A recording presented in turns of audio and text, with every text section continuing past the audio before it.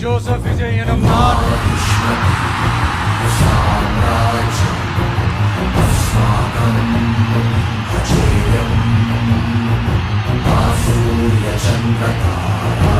சட்டப்படி அமைக்கப்பெற்ற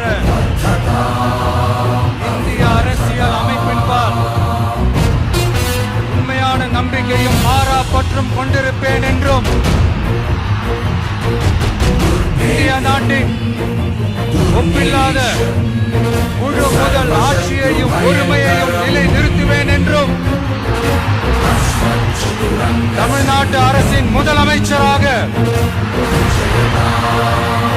உண்மையாகவும் உளச்சான்றின் படியும்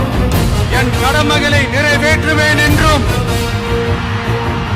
அரசியல் அமைப்பிற்கும் சட்டத்திற்கும் இணங்க அச்சமும் ஒருதலை சார்பும் இன்றி